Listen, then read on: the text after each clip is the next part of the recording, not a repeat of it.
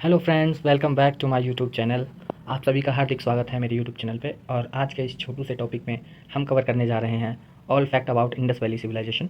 Not about all fact, लेकिन हम सिर्फ उन्हें करेंगे जो सिटी थी सिंधु घाटी सभ्यता के, जितनी भी शहर थे और वो किस रिवर के किनारे बसे थे और कौन से प्रेजेंट टाइम में कौन से जगह पे वो पड़ते हैं, उनका प्लेस क्या है। और इनको मैंने मतलब एक चार्ट की फॉर्म में मैंने प्रिपेयर कर रखा है और इससे हर बार क्वेश्चन कई बार मैचिंग के आ जाते हैं, वरना जनरली एक आध क्वेश्चन इससे पूछा ही जाता है और ये 5 मिनट के अंदर में आप सभी को कवर कर दिया जाएगा। सो बिना समय गवाए स्टार्ट करते हैं आज का हम लेक्चर। इसमें दे रखा है सबसे पहले जो कालीबंगन है वो कौन सी नदी के किनारे पड़ता है। और तो कालीबंगन है वो राजस्थान में इस टाइम में पड़ता है और घग्गर रिवर के किनारे है ये। तो आपके सामने यहाँ पे मैचिंग में दे रखा है। तो काली रिवर है वो राजस्थान में और घग्गर रिवर के किनारे हैं। अगला देखते हैं हम हड़प्पा। तो हड़प्पा प्रेजेंट टाइम में पाकिस्तान में पड़ता है और यह रावी नदी के किनारे है। नेक्स्ट आता है राखीगढ़ी। तो राखीगढ़ी प्रेजेंट टाइम में हरियाणा में है एंड और ये भी घग्गर रिवर के किनारे ही पड़ता है। नेक्स्ट आता है धौलावीरा। तो धौलावीरा जो गुजरात में पड़ता है और ये लूनी रिवर के किनारे है। तो आपको ये बिल्कुल क्लियर इसमें दिख रहा होगा जो भी साइट्स हैं और वो कौन से रिवर के साइड में बसी हुई थी और इसके अलावा वो कौन से प्लेस में थी उसका मैंने मेंशन कर रखा है बिल्कुल क्लियर। नेक्स्ट आता है मेहरगढ़ जो कि प्रेजेंट टाइम के पाकिस्तान में पड़ता है और ये वेस्ट ऑफ इंडस के मतलब इंडस नदी के पश्चिम में बसा हुआ है। तो जो मेहरगढ़ है वो इंडस सिंधु नदी के पश्चिम में बसा हुआ है। नेक्स्ट आता है बनावली जो कि प्रेजेंट के हरियाणा में पड़ता है और यह सरस्वती नदी जो कि विलुप्त मानी जाती है इस टाइम पे उसके किनारे बसा हुआ था। नेक्स्ट है मोहनजोदाड़ो। तो जो मोहनजोदाड़ो है वो पाकिस्तान में है और सिंधु नदी के किनारे बसा हुआ शहर है। दैमाबाद जो कि महाराष्ट्र में है और ये परवारा नदी के किनारे बसा हुआ है। तो इतने आपको याद रखने हैं, ठीक है।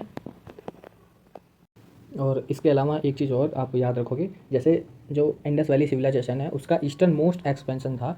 इट्स मीन जो पूर्व में सबसे दूर तक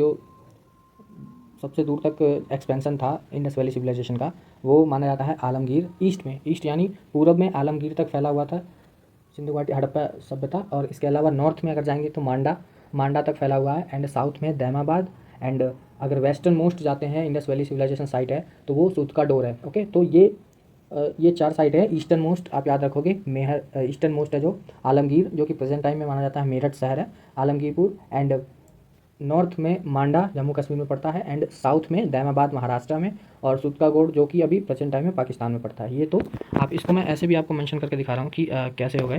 जैसे मान लीजिए ये मान लीजिए ईस्ट हो गया, ओके, एंड ये वेस्ट एंड ये नॉर्थ एंड ये साउथ। तो सबसे ईस्ट वाली जो साइट है इंडस वैली सिविलाइजेशन की वो है आलमगीर। ओके, तो इसको याद रखेंगे आलमगीरपुर। एंड नॉर्थ में पड़ती है हमारी मांडा। ओके, ये मांडा हो जाएगी नॉर्थ में एंड साउथ में पड़ेगी दैमाबाद जो कि महाराष्ट्र में पड़ती है एंड वेस्ट में पड़ती है सुक्तांग डोर, ठीक है।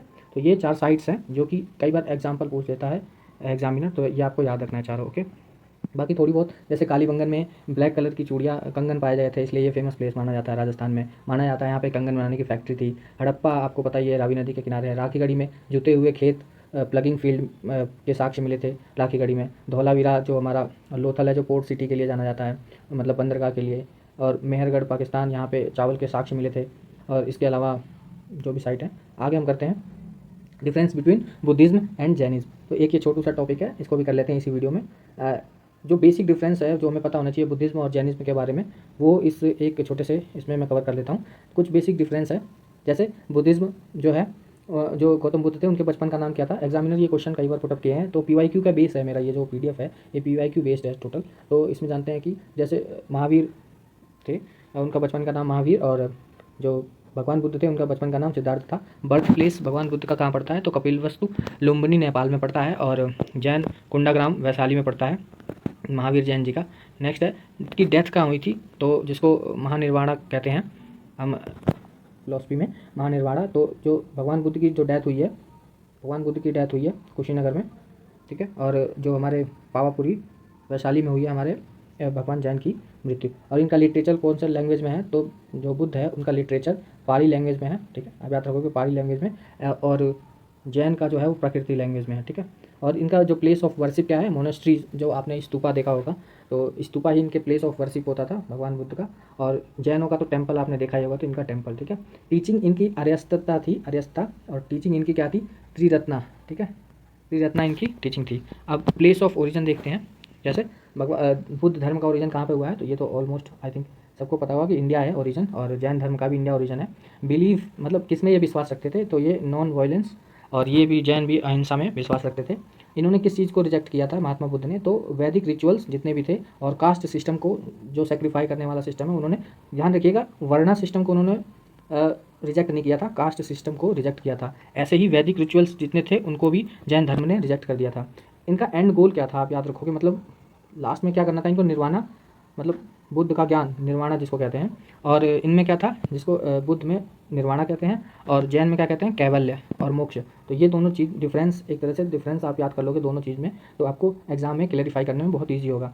जो बौद्ध भगवान को ज्ञान की प्राप्ति किस पेड़ के नीचे हुई थी, तो ये क्वेश्चन पूछता है, तो सबसे सिंपल है बोधि ट्री, और जिसको पीपल कहते हैं। और जैन भगवान को साल ट्री के नीचे इनको ज्ञान की प्राप्ति हुई थी। इनका रिलीजियस टेक्स्ट क्या है, त्रिपिताका बुद्ध का रिलीजियस टेक्स्ट है, जिसमें सुत पिताका, विनय पिताका, धम्म पिताका है, तीन पिताका है। और ऐसे ही अगम जो है, अगम वो जैनों की रिलीजियस टेक्स्ट है। तो आज के इस लेक्चर में छोटा सा यही सिर्फ आपको याद रखना है।